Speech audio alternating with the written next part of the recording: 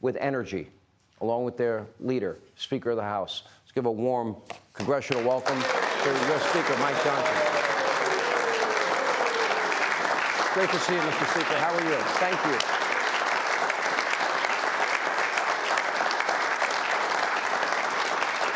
Wait a minute. When I walked in the room, I did not get that reception. That's not true. That's not true. It's great to see you. I'm glad everybody came tonight. I'm very grateful, actually, because I'm really here with one message, and I know you know what the message is. Yeah. But I think it's clear.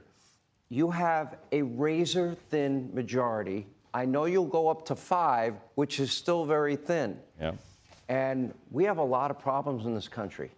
How can you get this caucus, the varying factions, the study group, the Saturday group, the Sunday group, the Freedom Caucus, all of them to understand that they have to work together? Yes, the answer is yes. Welcome back to Capitol Hill. We're glad to have you. He did get a rousing applause when he walked in the room tonight. We assembled top leaders in the House to show you that we are unified, but not just unified, energized. There's a sea change in Washington. You felt it here. You were here during the inauguration events, and we're all still kind of riding high after that amazing set of events. I was with the president at the White House for 3 hours today with Leader Thune and other leaders from the conference here. We are all united on this agenda, Shauna. We know we got to deliver on that America First agenda. We will. We've been working on it already. The president is already going to have legislation to sign. His executive orders came out as a flurry, as we expected. We're just getting started. The Riley Act is first? Exactly right. And that's a border provision, which actually got a few Democrat votes. What a concept, you know? They got the message in the election, just like everyone did. The American people had enough of the radical, woke, progressive agenda. They delivered Donald J. Trump a 77 million popular vote outcome. We got 74.7 million in the House, the highest popular vote total for the House ever, for the House Republicans. We have a mandate, and we're going to use it, and these are the people who are going to get it done. Let me ask all of you in the room, you understand that you win or lose together. Does everyone get that? Oh, yeah. Does everyone understand that nobody in this room, and there are friends, new friends in this room, nobody here will get everything that they want. Do we understand that too? Yes. Yeah. Everybody gets that? Jim Jordan even agrees. We'll talk to Jim in a minute. But if people understand that when you talk to members, and I know there are people that are giving you a hard time, and you explain this concept to them, are they open to hearing you? Yes, everybody is. We are having family conversations. That's part of it. We're a great deliberative body. You throw food? No, no food. No. Pencils, but no. Okay. We're in these rooms with whiteboards, working it out. Everybody has different ideas, but our principles are the same. We want to scale down the size and scope of government. We want to get the border secured. We want to unleash American energy again, get back to energy dominance, and unleash the U.S. economy again. We got to make sure that we don't have the largest tax increase in U.S. history, which is what would happen if we fail in this mission by the end of this year. A lot of things on the table, but we all know that. We know how high the stakes are, and we are going to deliver for the people. Okay. When you look at that insider advantage poll, I think it speaks volumes. Yeah. They want this unity. It seems that the agenda that they're saying that they want is the Trump agenda. Yes. Trump agenda, if you really break it down, to its simplest form, is not that complicated. No. If implemented, it would be transformational.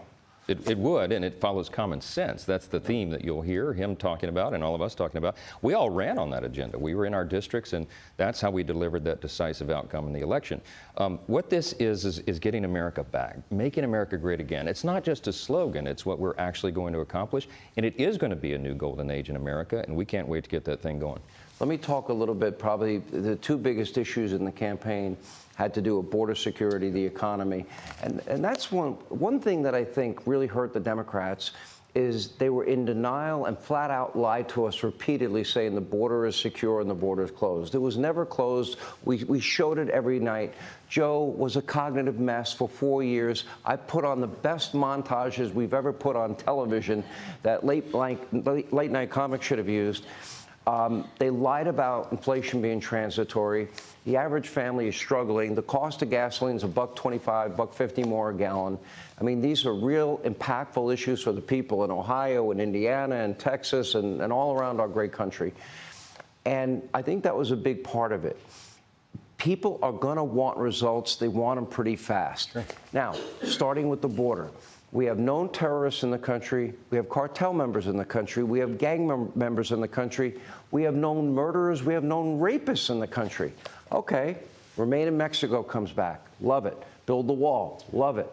All of those things are important. How do you possibly, in a country of this size, find the people from Iran and Syria and Afghanistan, Egypt and Venezuela and Russia and China and get them the hell out of here? It's a serious challenge, but it will be our focus. We're going to begin with the dangerous criminals that we can find pretty easily. Many of them have committed crimes in the country, of course, some violent acts upon Americans, and that's what the American people demand and deserve immediately. That starts now. Those executive orders were to jumpstart it, and we'll be codifying a lot of what the president has already signed, and we will fund this. We will restore the safety and security of the country for the American people. If you don't have a border, you don't even have sovereignty. And that's what people recognized in the election. They weren't buying the nonsense that the Democratic Party was selling. What do you do about cities and states that are sanctuaries, safe havens for illegal immigrants? Well, one of the things we have here is the purse strings, right? That's the power of the purse, and we've got to bring them to heel. These cities that have led to this chaos, that created the humanitarian catastrophe that came from that border, that we'll be living with for decades. It's going to take us a long time to unwind this.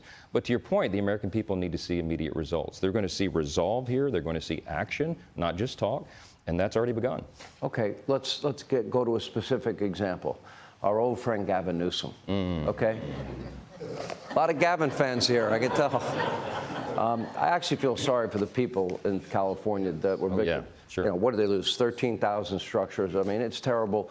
And they never practiced the science of forestry. No. How do you have a fire hydrant that has no water? How do you have a reservoir that is empty? Yeah. That is government to me at its worst, right? Right. They didn't have controlled burns. They didn't clear the kindling, the brush that you should be clearing out. But you go to California, they're a sanctuary state. LA and San Francisco are sanctuary cities. Yeah. Okay, Gavin is doubling down on a fight Trump agenda, you know, Trump-proof California. Right. And so are you saying that California, if they continue to aid and abet law-breaking and harbor illegal immigrants, money from D.C. gets cut off? Yeah, we're talking about conditions to this disaster rate. Look, there are natural disasters, but there are man-made disasters as well, and they made terrible decisions. You know, they knew exactly what they were doing. That reservoir outside Pacific Palisades, 117 million gallons, it was empty for a year. Why? They were trying to save a smelt fish or something. I mean, their policies are upside down. They made decisions that made that disaster exponentially worse, and this is what the American taxpayer is demanding of us everywhere else in the country. Let me take it a step further. Yeah. Any representatives from California here? Anybody? One, okay. Hi. He's bashful. That's Gavin's cousin in the back. No. I'm kidding, I'm teasing. Congressmen and women from California, Republicans, will come and say, if you do this to my state, I'll never win re-election. No, the Californians that are here are fiscal conservatives. They're fiscally responsible. They know that we owe the taxpayer some accountability for those funds. And so what we're talking about is making sure that they follow common sense in California. And if there's culpability for what happened, there really needs to be conditions that follow that aid. It's not unprecedented, by the way. After Katrina in my state, there were conditions placed upon the funds. It happened after Hurricane Sandy up in the Northeast. So there's a tradition of doing this, and in California, it certainly makes sense. So we're going to come to consensus on what that looks like. Would conditions be tied to defund, dismantle, no bail laws?